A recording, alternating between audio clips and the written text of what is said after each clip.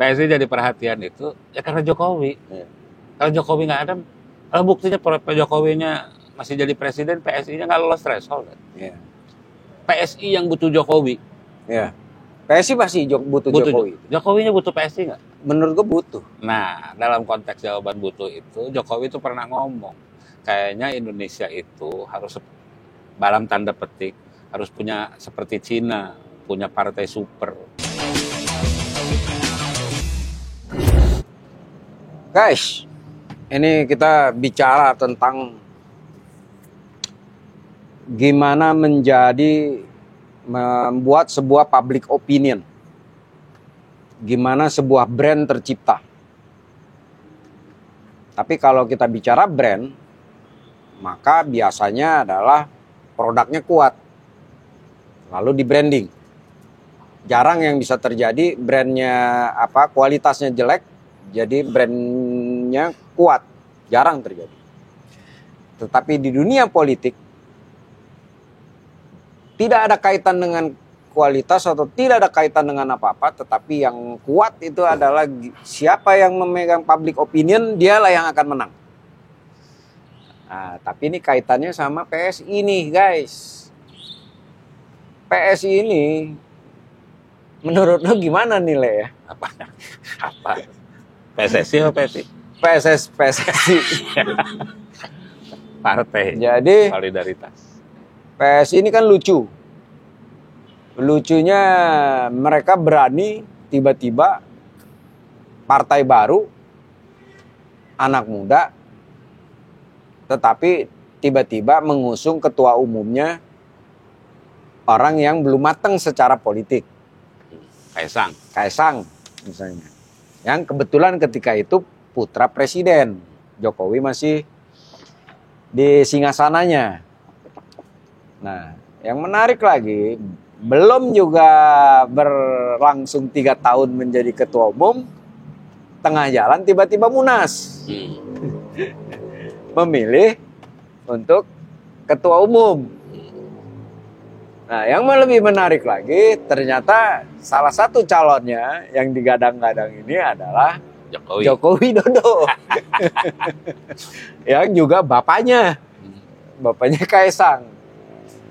Nah, gua melihat nih, ini kacamata pribadi nih, Le. Melihatnya adalah ini benar-benar sesuatu yang luar biasa nih, Le.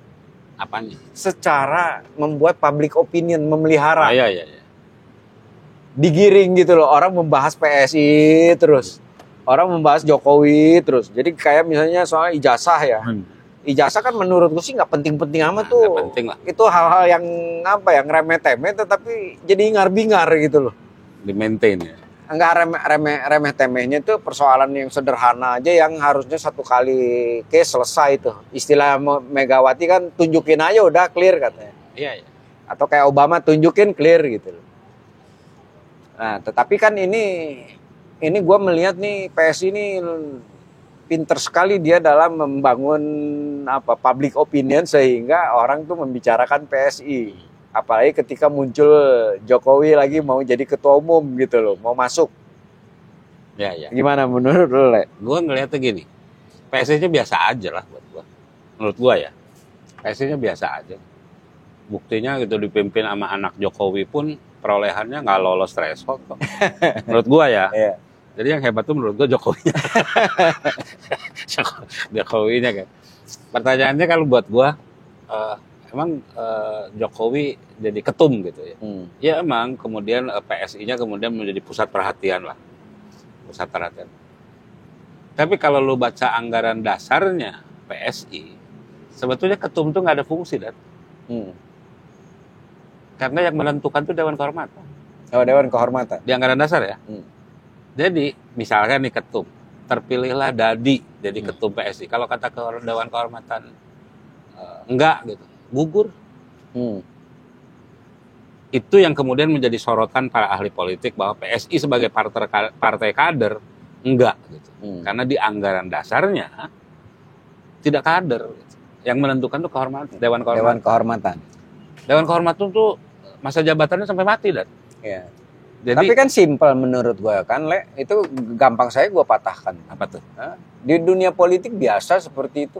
Bukan Tinggal aja dia pegang itu Dewan Kehormatannya itu dia pegang. Ya artinya rebutan ketum itu kalau ada anggaran dasar, memang kemudian ada yang bilang enggak, nanti Dirubah. kan diubah anggaran dasar. ADRT. Oke. Pertanyaan berikutnya kan, oke kalau ubah gitu, gimana peluangnya Jokowi jadi ketum PSI kan pertanyaan? Ya selesai lah, pasti jadi ketua umum lah. Pasti jadi ketua umum. Tapi kan Jokowi harus begitu. Segede apa itu PSI nanti? Iya dong. Lah, enggak juga. Dia pasti udah menghitung itu semua, Le. Iya, harus dihitung. Dan menurut gua, apa yang dilakukan Jokowi ini menurut gua bisa jadi tepat tuh. Karena di saat dia masih punya pengaruh besar tuh. Iya. Kan Di kekuasaannya. dan yang paling penting kalau buat gua ya dalam konteks Indonesia, emang ada presiden yang nggak punya partai? Sebutin ke gua. Sebutin ke gua. Ya, Presiden yang nggak punya partai. Siapa? Mega punya. SBY punya. Habibie. Ya udah meninggal. Gus Dur PKB. Soeharto nggak punya partai, tapi kan Golkar pegang dia. Golkar pegang dia. Jadi maksud gua dalam konteks itu masuk akal. Jokowi punya partai, gitu. Nggak ada isu kalau buat gua. Tetapi pertanyaannya. Lah Jokowi itu punya partai setelah tidak jadi presiden, Le. Iya. Kalau semuanya kan jadi presiden setelah dia punya partai dulu tuh. Oh iya. Bedanya itu aja. Iya bedanya itu. Jadi wajar gua. Jokowi punya partai boleh aja. Orang Jokowi udah jadi warga negara biasa kok. Boleh dong. Iya. Ya boleh lah. Boleh, nggak ada itu. Hak setiap bangsa, setiap orang. Jadi buat gua PSI menjadi perhatian. PSSI. PSI jadi perhatian itu ya karena Jokowi. Iya. Kalau Jokowi nggak ada, kalau buktinya Pak Jokowinya masih jadi presiden, PSI-nya nggak lolos threshold. Iya. PSI yang butuh Jokowi. Iya. PSI masih butuh Jokowi. Jokowinya butuh PSI nggak? Karena pengalaman Jokowinya butuh PSI nggak? Menurut gue butuh. Nah, dalam konteks jawaban butuh itu, Jokowi itu pernah ngomong, kayaknya Indonesia itu harus dalam tanda petik harus punya seperti Cina, punya partai super. Satu partai yang kuat, membawahi partai-partai lain dan gede banget. Nah, dalam konteks itu, menurut gua, maka menjadi masuk akal Jokowi jadi ketum PSI untuk mencapai cita-citanya jadi partai super itu. Tetapi bayangkan itu di 2029 dan PSI berhadapan dengan partai-partai gede yang belum tentu juga mau dikelola oleh PSI. Iya. Oh, tantangannya kalau itu menurut gue sangat luar biasa. Tetapi gue seneng tuh Jokowi masuk jadi ketum, seneng gue. Karena gue pengen lihat itu yang namanya Projo itu segede apa sih sekarang. Iya. Ya coba nanti kita lihat tuh. Jadi intinya soal PSI tetap menarik juga sih. Walaupun intinya pesannya adalah apalagi nanti ke depan tuh sama Prabowo kan, sebagai petahana. Sebagai petahana. Tetapi intinya adalah yang lebih penting adalah hati-hati dalam menerima isu. Jadi yang kedua, jangan membahas isu-isu yang remeh-temeh, tetapi itu menjadi bahan wacana di publik yang luar biasa masif. Padahal itu hanya buang-buang energi kan. Buang energi. Kalau buat gua ya, kecuali kalau yang ijazah itu yang lagi menjabat gitu, gede. Kalau Jokowi, emang kalau terus palsu terus kenapa Indonesia bubar apa?